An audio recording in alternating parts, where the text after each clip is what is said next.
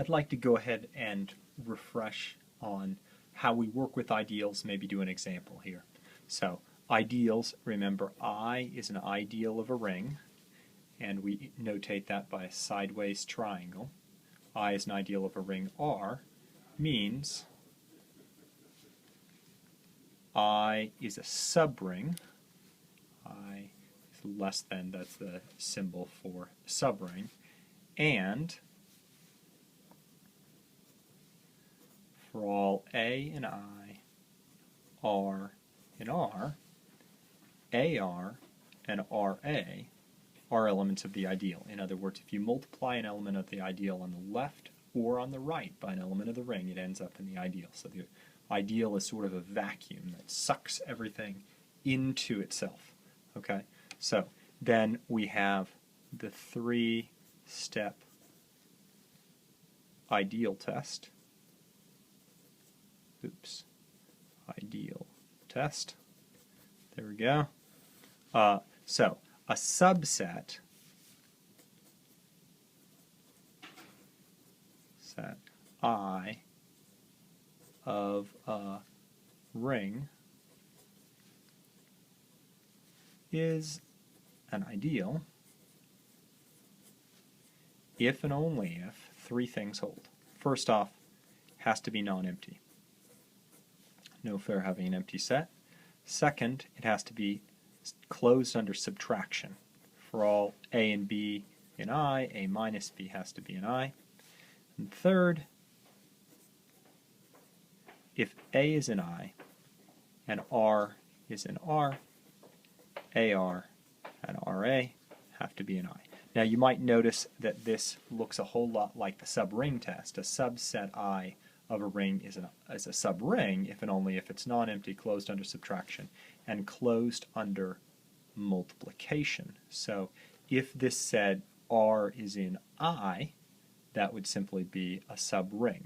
Since being in I implies that it's in R, this is enough to show subring, but it also shows something more. This is the hypothesis for being an ideal. So this is the definition of being an ideal. So that's the subring test. Let's look at an example.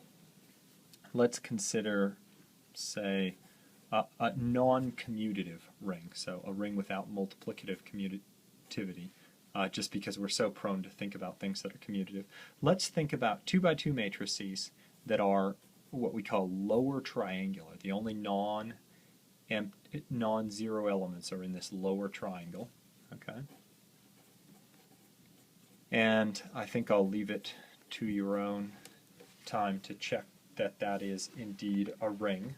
Since it's actually a subset of 2 by 2 matrices with entries in R, you could just check that it was itself a subring of 2 by 2 matrices, certainly non-empty, closed under subtraction, and closed under multiplication. But what I care about is that as a ring, and then I equal to the set of matrices, let's say 0, 0, k, 0, such that k is a real number. Now, certainly this is a subset of R, so I'm going to use the three-step test to show that it's an ideal. Okay, so let's see, 1, 0, 0, 0, 0 is an I, so non-empty. Oops, non-empty as a P.